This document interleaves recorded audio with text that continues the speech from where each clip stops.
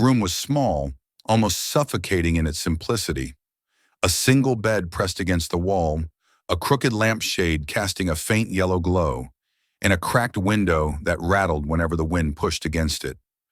The air smelled faintly of stale tobacco and dust, as though time itself had stopped moving inside. Mark Evans sat hunched on the edge of the bed, elbows on his knees, staring at the floorboards. His boots, still scuffed from years of marching, rested beneath him, though he had nowhere to march anymore. The silence was so thick it pressed against his ears. Only the weary tick of a cheap wall clock marked the hours, dragging them forward in a rhythm that felt more like punishment than comfort. Around him, empty beer cans and prescription bottles crowded the nightstand. Some still had pills rattling inside, but he hadn't touched them in days. Nights bled into mornings, mornings into nights, and Mark often forgot which one he was in. Sleep, when it came, was restless, haunted by the faces of men he once knew, voices calling in the dark, explosions ripping through his mind, laughter cut short by sudden silence. He would jolt awake, drenched in sweat, staring at the cracked ceiling, wondering why he was the one who made it home. The world outside went on without him. Cars passed, children laughed on the street, radios played cheerful songs in nearby apartments. But Mark never opened the door unless he had to. He avoided people as though they were ghosts, or perhaps he was the ghost and they were the living. He moved through each day as if carrying an invisible weight on his shoulders, a burden that no one else could see, but one that bent his back and hollowed out his chest. Once he had been Sergeant Evans, a man who commanded respect, who could lift his trumpet and fill an entire field with music that stirred weary soldiers into standing tall. That trumpet had been more than an instrument. It was a voice, a prayer, a reminder that even in the darkest corners of war, something beautiful could still survive. But that was years ago. The man who had played those notes felt like a stranger now, someone buried beneath layers of regret and silence. Sometimes Mark would catch his reflection in the dusty mirror above the sink. His hair, once trimmed sharp and neat, had grown unruly, streaked with gray. Lines cut deep into his face, not only from age but from years of carrying unspeakable memories. His eyes, once alert and steady, now looked dull, almost lifeless. He hardly recognized the man staring back at him. The truth was, Mark's war had never ended. The battlefield was gone, the uniform folded away, but inside his mind the fight raged on an endless replay of choices made and brothers lost. Out there, medals had been pinned to his chest, words like honor and sacrifice had been spoken over him. But in here, in this room, none of that mattered. What lingered was silence, heavy and relentless, the kind that slowly eroded a man from within. Every night, as the clock ticked past midnight, he wondered if life had already ended for him without anyone noticing. He was alive, yes, but not living, breathing, but hollow. He asked himself questions he never spoke aloud. Why me? Why did I come home when others didn't? What am I supposed to do with the days I was given?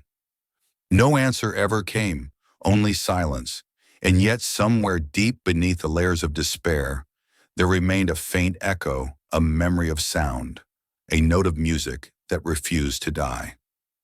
Mark could not hear it clearly, not yet, but it was there, buried under the weight of grief and time, waiting for him to remember.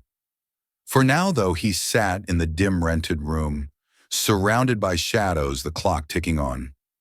The war outside had ended years ago, but inside Mark Evans, the battle was still raging, and in that battle he was losing.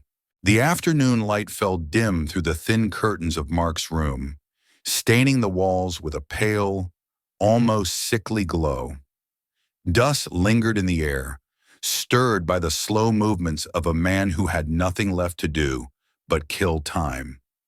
Mark had decided without much conviction to clean the pile of old boxes stacked in the corner. They had been there since he first moved in, untouched, like tombs that held pieces of a life he no longer wished to remember.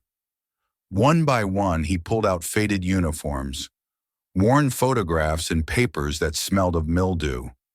His hands moved mechanically, but his chest grew heavy. Each item was a reminder, not of victories, but of everything he had lost along the way. He paused at a folded flag, still creased and stiff, and placed it gently aside, unable to look at it for long. Then at the very bottom of the last box, beneath a pile of crumpled shirts in a rusted mess tin, Mark's hand brushed against something cold and familiar. He froze. Slowly, he pulled it out into the light.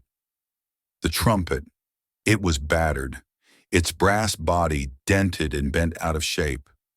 The once polished metal had dulled to a weary brown, scarred with scratches that told stories of mud, rain, and the violence of retreat. The sight of it knocked the breath from his lungs. For years he had buried it in the box, convinced he would never touch it again.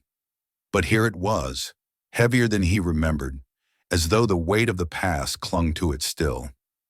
Mark sat on the edge of the bed, turning the instrument over in his hands. The bell was twisted slightly to the side, just as it had been on that night when chaos swallowed everything. The night when his unit had been ordered to fall back under heavy fire. He remembered the scramble, the mud sucking at his boots, the sound of gunfire cracking the sky, the desperate shouts of men trying to stay alive, and then his friend, Corporal James Harlan, shoving the trumpet into his arms. "Take it," James had said, voice hoarse, eyes wide. "If I don't make it out, don't let the music die." Mark had argued, refused, but James pressed it into his hands anyway. A moment later, James was gone in the blur of smoke and screams, swallowed by the night. Mark had kept moving, clutching the trumpet like a lifeline, never looking back.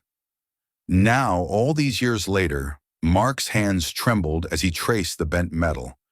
For a long time, he simply stared at it, lost in memory.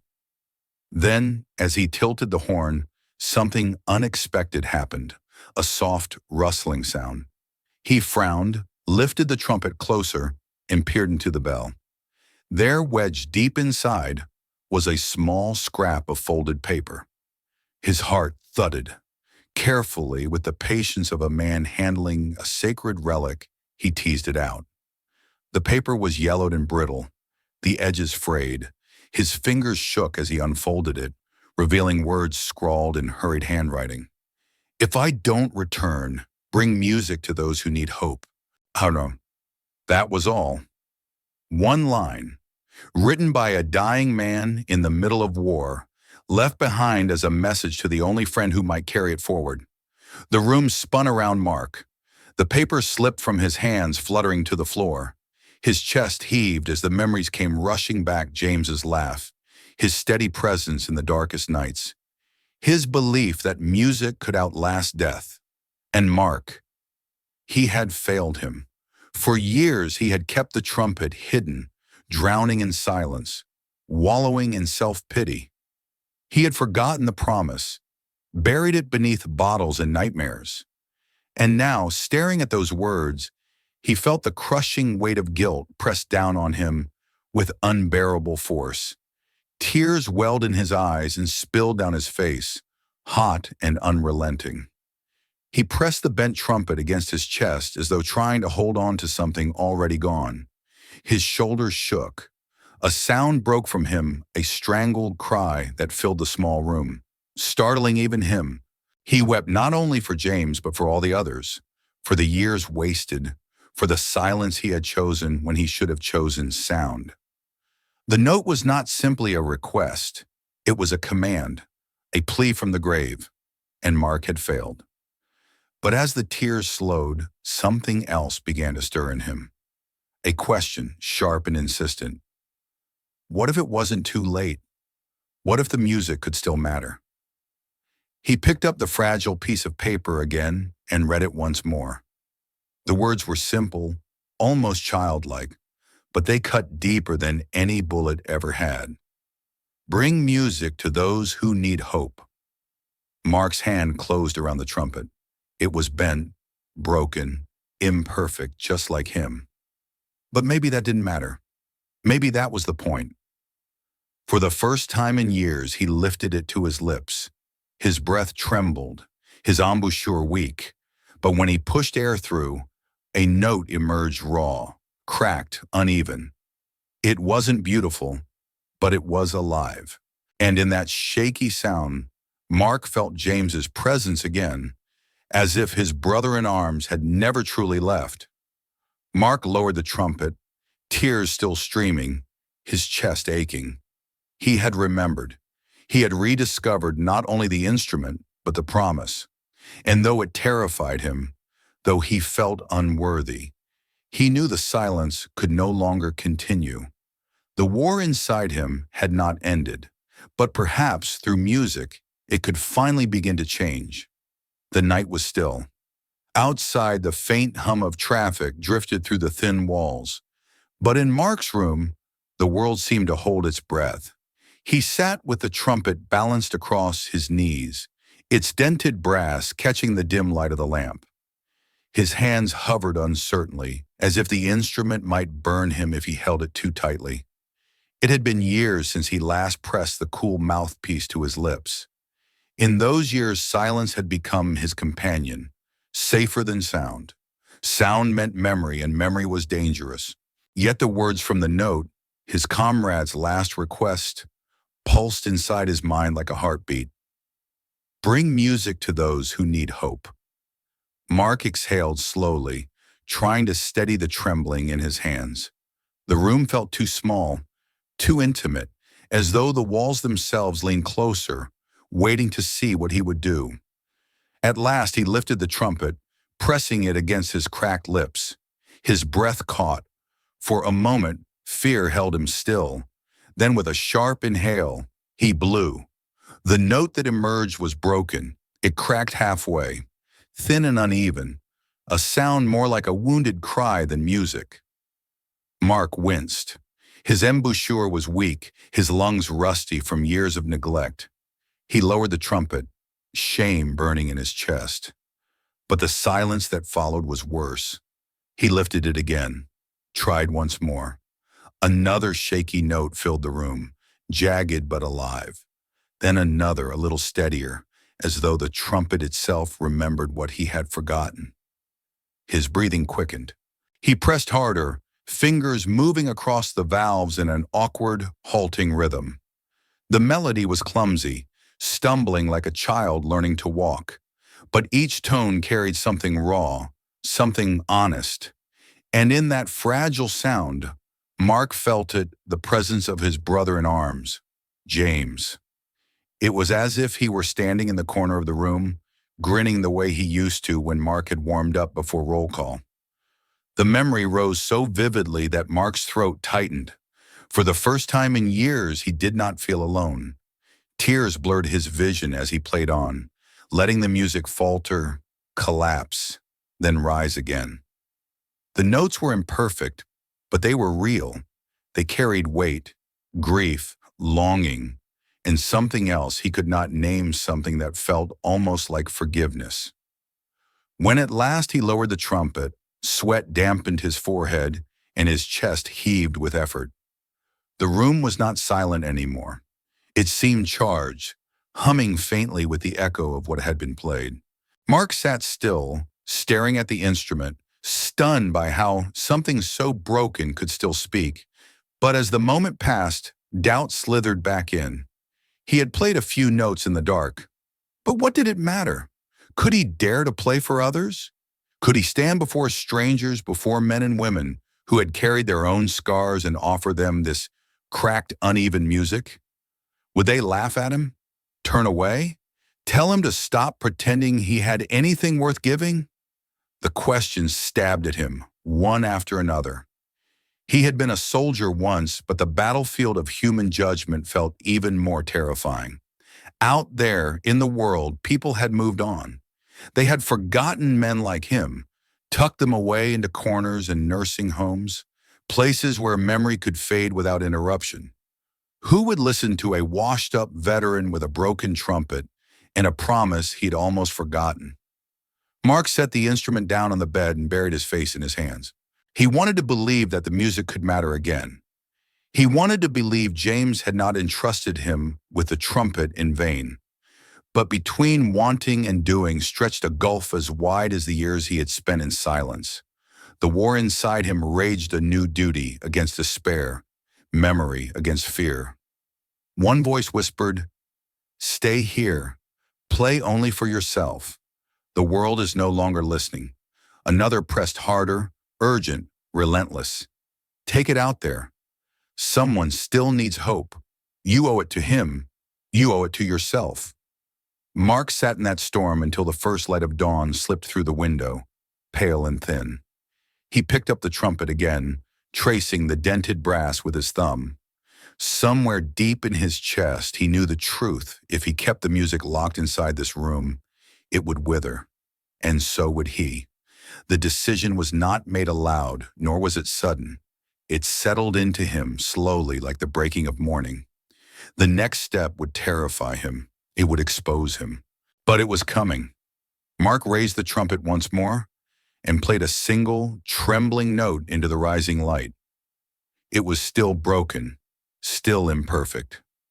But it carried a spark of something he thought he had lost forever. It carried hope. The day Mark finally stepped outside with the trumpet in his hand, the air felt sharper, cleaner, as though the world had been holding itself at a distance and was only now noticing him again. He walked slowly, shoulders hunched, clutching the instrument against his chest as if it might escape if he loosened his grip. Every step toward the nursing home felt heavier than the last. He had passed the building countless times before, a squat, gray structure tucked between a row of shops and an empty lot. The sign above the door read, "Haven Rest Veterans Home," though to Mark it always looked less like a haven and more like a place where forgotten lives were left to wither. For years he had walked past it, unwilling to look too closely, because in the faces of those who lived there, he saw the reflection of what he feared becoming himself. But now, with James's note folded in his pocket and the battered trumpet tucked beneath his arm, Mark pushed open the glass door. The smell of disinfectant and old carpets hit him first. The hallway stretched long and narrow, lined with faded photographs of soldiers in uniform.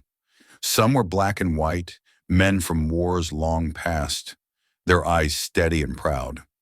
Others were from more recent conflicts, faces Mark recognized, though he did not know the names. He felt a chill move through him. At the far end of the hall, a common room opened up, where a few residents sat slouched in chairs. Some stared blankly at the muted television. Others dozed, their heads nodding forward. A nurse glanced at him curiously as he entered, her expression cautious but not unkind. Mark's throat tightened. He had come only to try, but now the weight of eyes, even tired, half-focused ones, felt unbearable. His instinct was to turn around, to slip back into the safety of his silence. But then his hand brushed the folded paper in his pocket, and James's words flared again in his mind. "Bring music to those who need hope." He swallowed hard, lifted the trumpet, and without another thought, blew. The first note cracked, trembling as it cut through the stagnant air. It wasn't polished, it wasn't even steady, but it was alive. The sound echoed down the hallway, bouncing against the tiled walls, reaching into rooms where the forgotten sat in silence. Heads turned. A man in a wheelchair blinked rapidly, his mouth falling open. Another straightened in his chair, as though a jolt of electricity had passed through him. From one corner, a woman, her hair thin and white, pressed a trembling hand to her lips. Mark kept playing, fumbling at first, then finding a shaky rhythm. The music was clumsy, imperfect, but it carried a rawness that no symphony could match. It was not entertainment. It was confession. Every note held grief, guilt, memory, everything he had buried for years. A few of the veterans closed their eyes. One man began to weep quietly, his shoulders shaking. The room shifted, the silence breaking open into something fragile, Something shared. But then a voice cut through. "Stop it!" The shout was sharp, furious. Mark faltered, lowering the horn slightly. An older man, his face gaunt, his uniform jacket draped over thin shoulders, glared at him from across the room. His voice cracked but carried fire. "Don't play that damn thing! Music can't bring back the dead." The room tensed. The nurse froze, unsure whether to intervene. A few of the veterans looked away. Others stared, caught between anger and sorrow. Mark's chest tightened. The man's words struck deep because they were true. Music couldn't bring back James. It couldn't erase the years lost. The brothers buried? What right did he have to stand here, pretending a trumpet could mend what war had broken? For a moment he considered lowering the horn, apologizing, walking out. But then his fingers tightened around the valves. He thought of James again, of that last desperate plea. He thought of the folded note. Slowly, deliberately, Mark lifted the trumpet back to his lips. The bitter veteran's glare burned into him, but Mark closed his eyes. He blew with everything inside him, the fear, the sorrow, the years of silence. The notes poured out stronger this time, uneven but fierce, filling every corner of the room. It was not a polished song, but a cry from the depths of his soul. The angry man's voice broke into silence. Around them, the room stilled. Even the television's muted flicker seemed to vanish. Only the trumpet remained, carrying a weight too heavy for words. When at last the final note faded, the silence that followed was deafening. Mark opened his eyes, breathless, his chest aching as though he had been running. He braced himself for ridicule, for anger. Instead, the sound that came was a slow, deliberate clap. Then another. Then more. The room erupted, not in wild applause, but in steady, heartfelt acknowledgement. Veterans who had not spoken in weeks lifted their hands to clap. A man with trembling fingers wiped tears from his cheeks. The nurse pressed a hand to her heart. Even the bitter veteran did not speak again. His jaw tightened, his eyes glistening despite himself. He turned away, but his silence said more than words could. Mark lowered the trumpet, stunned. He had expected rejection, maybe even hatred.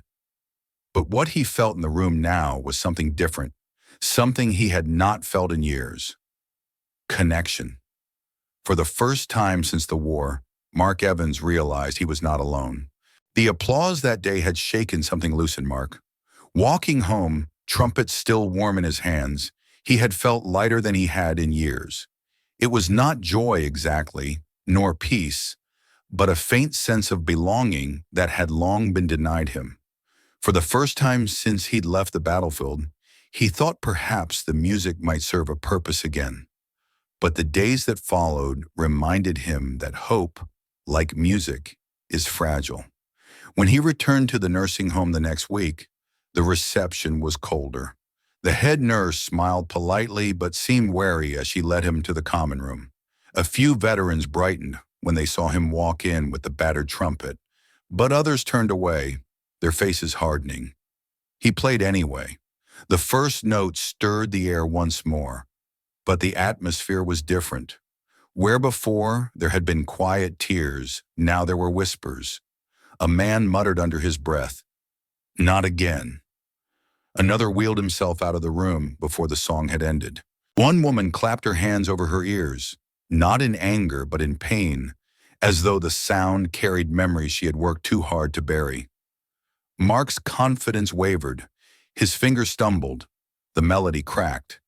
He finished early, lowering the horn with sweat on his brow, uncertain if he had done more harm than good. The director found him in the hallway afterward. A tall woman in a navy suit, her expression sharp, she wasted no time with pleasantries. "Mr. Evans," she said, folding her arms, "I appreciate your intention, but we can't ignore the impact this is having on some of our residents." Mark tried to speak, but she pressed on. "These men and women have lived through enough. For some, music is healing. For others, it's a trigger. I've had complaints, nightmares after your visits. Agitation. Some of them don't want to relive those memories. Her words cut deeper than she knew. Mark's chest tightened, his voice caught in his throat. He wanted to protest, to explain that the trumpet was never meant to harm. But what if she was right? What if his presence was nothing more than an intrusion, reopening scars best left closed? I understand, he managed finally. His eyes dropped to the scuffed floor tiles. I didn't mean to cause trouble. I only thought... He stopped. What had he thought? That a few shaky notes could heal decades of silence? That he could somehow repay the dead by playing for the living? The director's tone softened slightly. I know you mean well, but good intentions aren't always enough. Maybe it's best if you don't come back. The words landed like a verdict. That night back in his dim room, Mark sat with the trumpet across his knees, staring at it as if it had betrayed him. The echoes of the director's voice mixed with the whispers of the veterans who had walked out. He replayed the faces, the woman covering her ears, the man muttering under his breath. Each one felt like a wound opening in him. Doubt clawed at him, relentless. Maybe James had been wrong. Maybe music couldn't heal after all. Maybe it was foolish to think that sound could stitch together what war had torn apart. What if this whole effort was nothing more than a selfish attempt to ease his own guilt, to quiet his own ghosts? The trumpet gleamed dully in the half-light, dented and broken, a reflection of himself. Mark pressed his hands to his face, ashamed. He had believed for one brief moment that he had found a way forward, but perhaps all he had done was disturb those who had already learned how to survive without him. He nearly quit that night. He nearly slid the instrument back into the box, buried it beneath the old uniforms, and let silence take him again. It would have been easier, safer. But as he sat there, shoulders heavy, his eyes fell on the scrap of paper pinned above his bed, the note he had unfolded and read so many times that the creases were tearing. If I don't return, bring music to those who need hope. Mark's breath shuddered. James had written those words in the middle of chaos, with death pressing close, with no guarantee that anyone would ever even read them. He hadn't written maybe. He hadn't written if they wanted. He had written as if the music itself was a duty, a burden worth carrying. Mark clenched the trumpet in both hands until his knuckles whitened. He whispered into the silence, his voice raw. But what if they don't want it, James? What if I'm only making it worse? The room gave no answer, only the ticking of the clock. Yet something inside him refused to let go. Doubt pressed in from every side, threatening to smother the fragile spark he had found. But beneath the fear, beneath the shame, the faintest ember still glowed. He could not ignore it. Not yet. Mark lowered his head, the trumpet resting against his chest like a shield.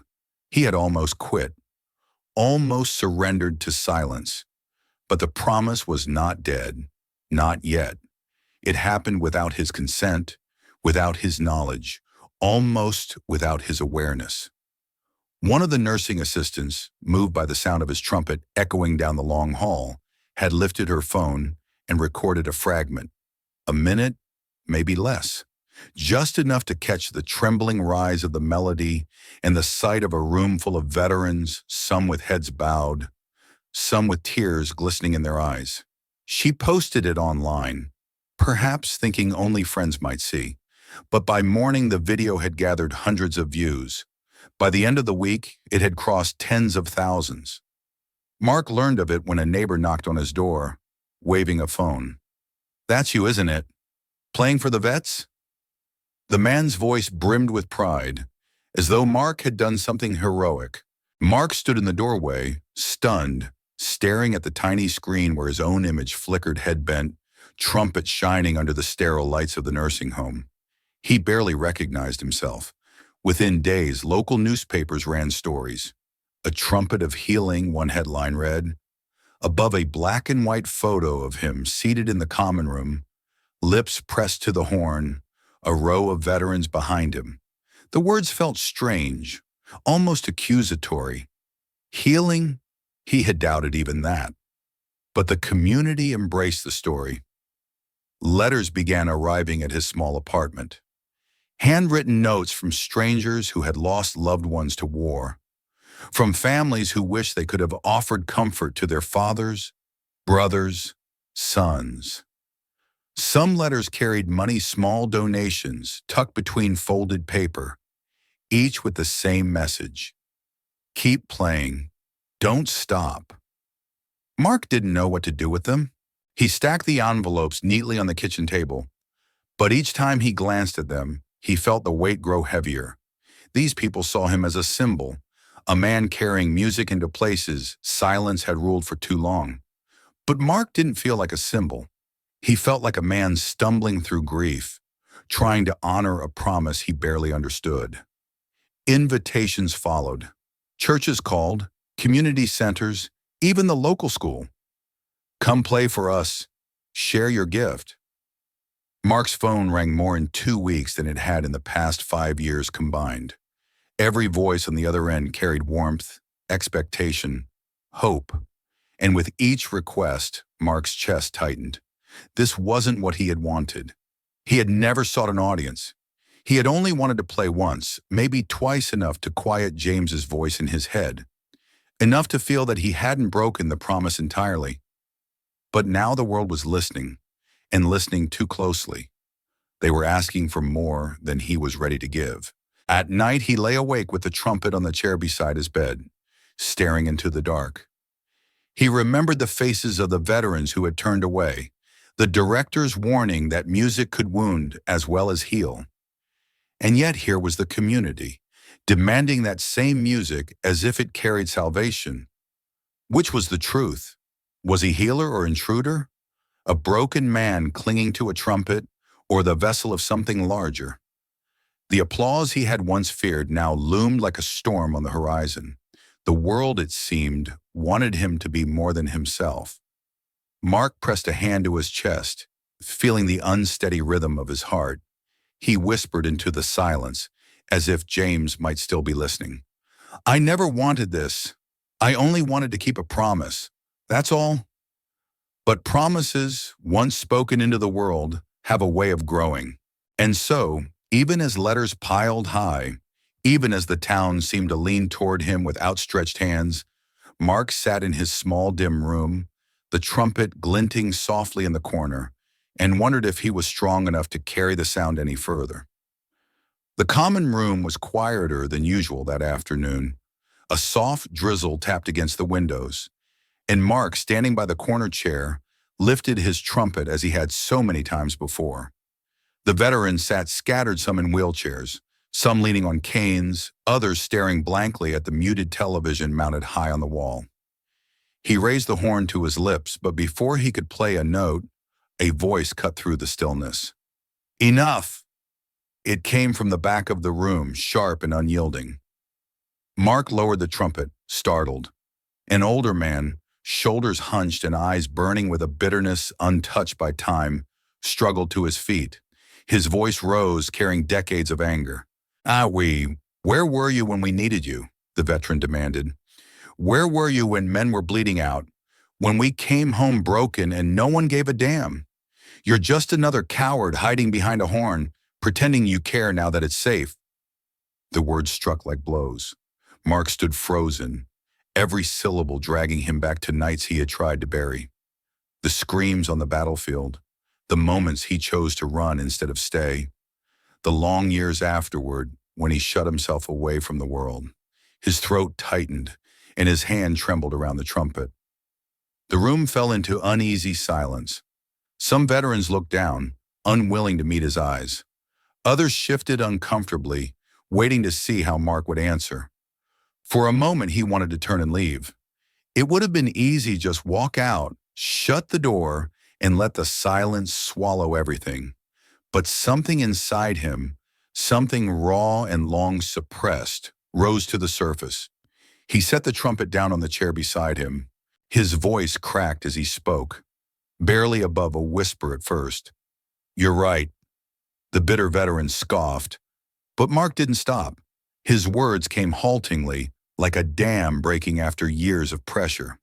"You're right," he said again, louder this time. "I wasn't there. I wasn't enough. When James, when my brother-in-arms died, I froze. I ran. And when I came back home, I hid. I hid behind bottles, behind locked doors, behind silence. I didn't answer calls. I didn't write letters. I didn't show up for anyone. For years, I told myself I couldn't. The truth is, I was ashamed.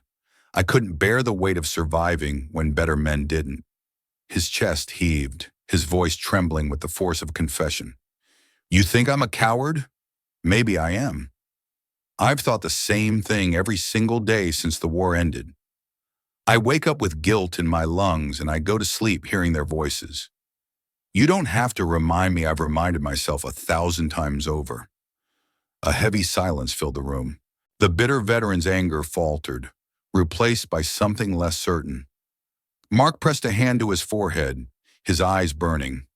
"This horn, it isn't about pretending. It isn't about being a hero. I don't even know if it helps anyone, but it's the only way I've found to crawl out of the hole I dug for myself. It's the only way I know to keep the promise I made to James before he took his last breath. If that makes me a coward, then fine, but I can't keep hiding anymore." His voice broke, and for a long moment he couldn't say anything more. The room remained still, every man inside caught between judgment and recognition. Some shifted uncomfortably, others wiped at their eyes. Mark lowered his head, bracing for rejection, for dismissal, for the bitter veteran to spit his words back in his face. But instead, the man slowly sank back into his chair.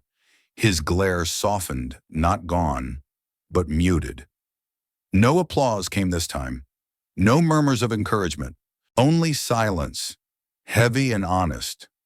The kind of silence that carried respect even in disagreement. Mark sat down exhausted, his body trembling as though he had fought a battle with no weapons. For the first time in years, he had spoken his truth aloud, not to a mirror, not to an empty room, but to those who might understand. And in that fragile, painful moment, the weight of his silence began to shift. The weeks that followed the confrontation were unlike anything Mark had ever expected. The silence that had once threatened to suffocate him was slowly replaced by murmurs, conversations, and the quiet beginnings of trust. Veterans who had sat in the back with their arms crossed now lingered after the music stopped. Some spoke in whispers about their own nights of regret. Others simply nodded at him, a gesture of acknowledgement more powerful than any applause. Word of what was happening at the nursing home continued to ripple beyond its walls. Local papers kept writing stories, some calling him the man who plays memories back to life, others dubbing him the Trumpet of Healing. At first, Mark tried to ignore the attention, but soon he realized something larger was stirring, something no single man could contain. It began with a few neighbors leaving envelopes of cash in the mailbox at the home. Then a local church offered their hall for concerts. A high school band director called, saying his students wanted to help. Within months, donations poured in not from corporations or politicians, but from ordinary people. Widows who sent $20 with a note that said, "For my husband who never came home." Children who emptied jars of coins, writing in shaky letters, "For the soldiers." The idea took shape almost on its own. A place not just for music, not just for veterans, but for families, for children, for anyone carrying invisible wounds. They called it the second house of music, a name born from the thought that a first house is where we live, but a second house is where our spirits find rest. Mark watched as the abandoned community hall at the edge of town was transformed. Volunteers painted the walls in warm, earthy tones. Old wooden pews were carried in and polished. A small stage was built at the front, not high and distant, but low and close, so that no one who performed would ever feel above those who listened. The walls were lined with photographs of veterans young and old, smiling in uniforms or sitting proudly with their families. And in the center of the room hung a single plaque with the words, "Music cannot bring back the dead, but it can keep the living alive." When the day came to choose who would lead this new place, every finger pointed to Mark. He stood before the committee of veterans, volunteers, and community leaders, feeling his throat close. "No," he said quickly, almost desperately. "I can't. I was never a leader. I'm barely holding myself together. This place, it belongs to all of you. Find someone better." But they shook their heads. One woman whose son had been lost in the war stepped forward. Her voice trembled as she spoke. "You may not see it, Mark, but when you play, you give us permission to feel again. You let us cry without shame. You remind us that broken things can still make beautiful sounds. That's leadership. And whether you want it or not, you're already leading." Her words cut through his resistance, but still he hesitated. Memories of failure weighed heavily. What if he disappointed them? What if his weakness bled into this place meant for healing? It was a child who finally broke the wall around his heart. A little girl, no older than 8, placed a crumpled drawing into his hands. It was of a trumpet, bright yellow, with stick figures holding hands underneath it. At the bottom, she had written in crooked letters, "This house is ours. Please don't leave." Mark sat with the drawing for a long time, the room waiting in silence. Then slowly, he lifted his gaze. His voice was low, almost a whisper, but steady. "All right," he said, "I'll do it. Not because I'm ready, not because I'm worthy, but because this is bigger than me now. This house doesn't belong to one man, it belongs to all of us. If you'll walk with me, I'll walk with you." Applause filled the hall, but it was different from the applause he had once received. This was not for a performance. This was for a beginning. That night, standing alone in the empty second house of music, Mark placed his trumpet to his lips. The notes that rose into the air were no longer just for James, no longer just for the past. They were for everyone who had carried silence too long. And as the final note lingered, Mark realized the truth. He had not only built a house for others, he had found at last a home for himself. The first snow of the season arrived quietly, dusting the streets and rooftops in soft white, as though the world itself had chosen a moment of stillness.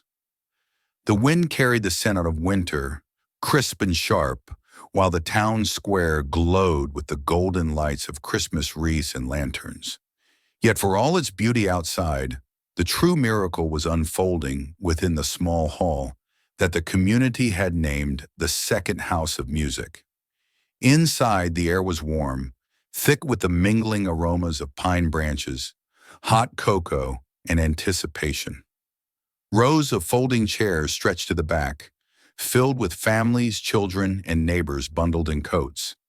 Some clutched photographs of loved ones who never returned from war. Others held hands, their fingers trembling with both excitement and grief. The room itself seemed alive with the pulse of memory and hope. Mark stood at the side of the stage, his trumpet cradled in his hands.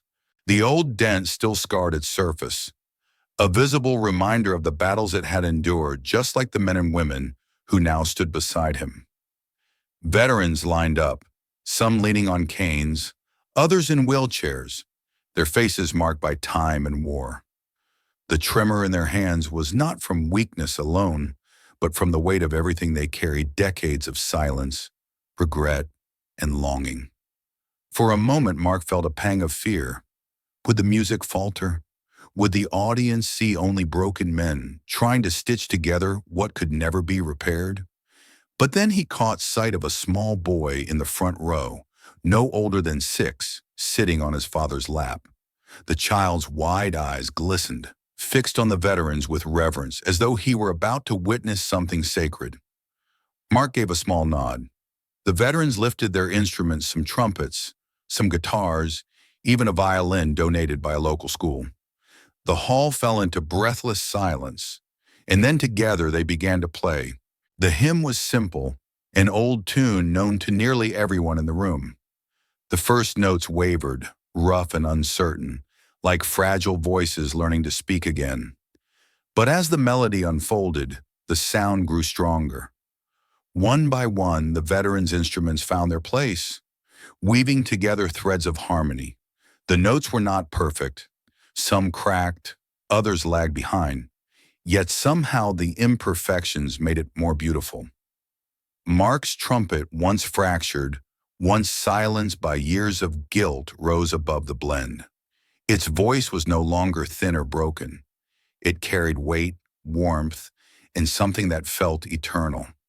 It did not sing for one man or one memory alone. Tonight it carried the voices of all who stood with him, of all who sat before him, of all who had been lost but not forgotten. The audience stirred. At first, a few sniffles echoed in the stillness. Then tears began to flow freely, unashamed. Parents clutched their children closer. Widows pressed photographs to their hearts. Even the stoic veterans in the crowd let tears streak their weathered faces. And when the hymn reached its final refrain, the room seemed to tremble with the sound, not because the notes were loud, but because they were honest. Every breath, every vibration of string and brass carried the weight of suffering transformed into something luminous. As the last note hung in the air, a silence deeper than any applause filled the hall. It was not the silence of absence, but of reverence. Then slowly the audience rose to their feet.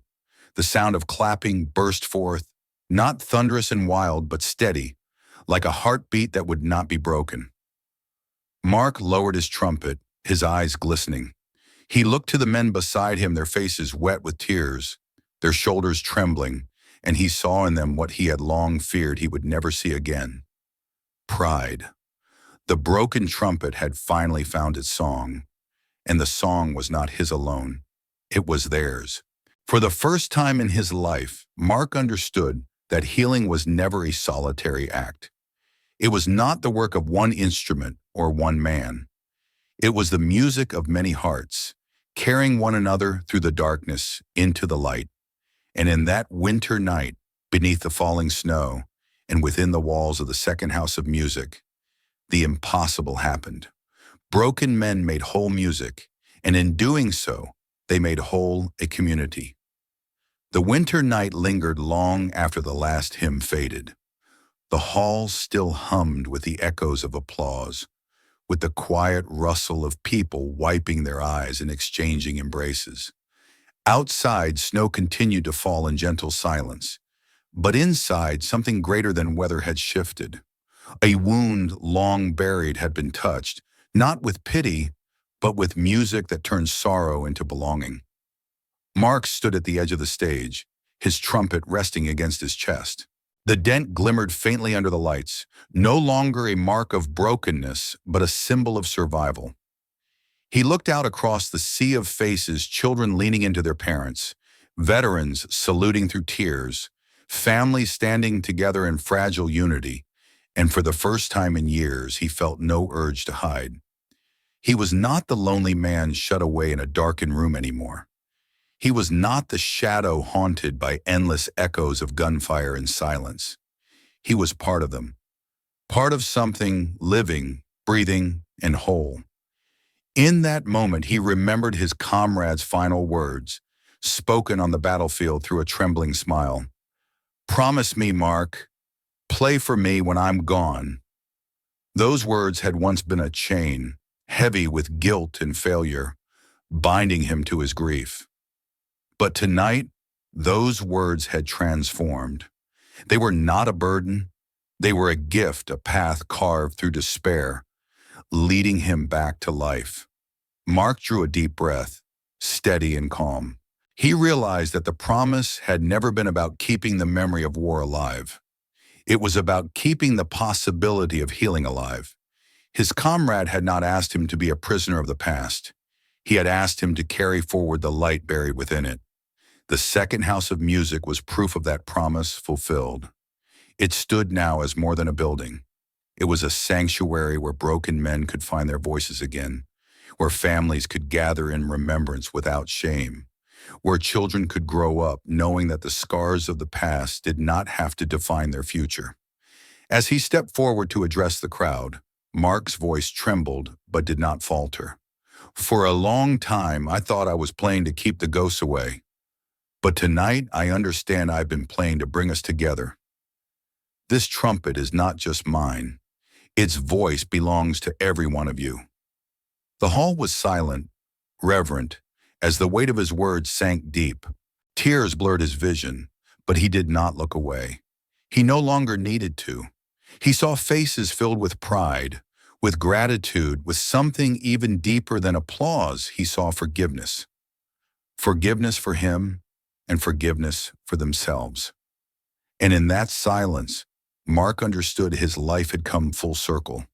The years of shame, the nights of loneliness, the crushing silence that once kept him prisoner, they had all led here, to this moment where pain was no longer something to be feared, but something to be transformed. He raised his trumpet one final time, letting the cool brass rest against his lips. A single note floated into the hall, soft but steady, lingering in the air like a prayer.